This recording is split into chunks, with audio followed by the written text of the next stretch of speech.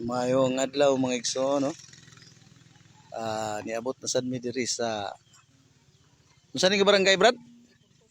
Kipuntos. Unsa ni inyohang patron? San Vicente Ferrer nga kapilya, barangay Kipuntos. Abot na sad mi ni ana sa diri ang Bible seminar mga igsoon. Niya dinhi ang mga nagpaabot na, oh. So, ni ana sa diri ang mga nanggimok nga kabataan. Nanggimok nga mga bata, oh. Niyami sa bukid gyapon ang murag bukid nila magsaysay ng makita. Bukid na kayo. Sanis mga bukid. Niyami duol na ning habog kayo nga kuan mga igso, no?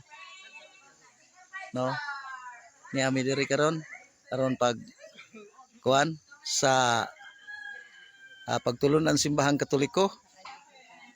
Niya na idaghan po sa sulod mga kaigsunan nga mga nanguan pero wa pa sila mag sugod sa ilahang katilingbanon. Niya na sila.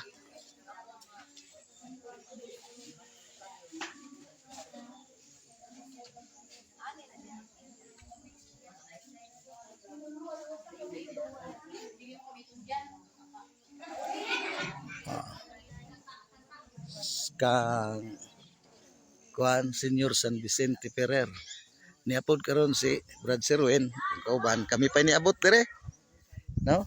Kami pa niabot mga igsoon, wala pa laing niabot nga mga magsasangyaw, kami pa gyud wat-wat pa mi sa uban as kamaisan, no? Lami kay mag kuan tilaob. Sugbag mais taliwala sa kamaisan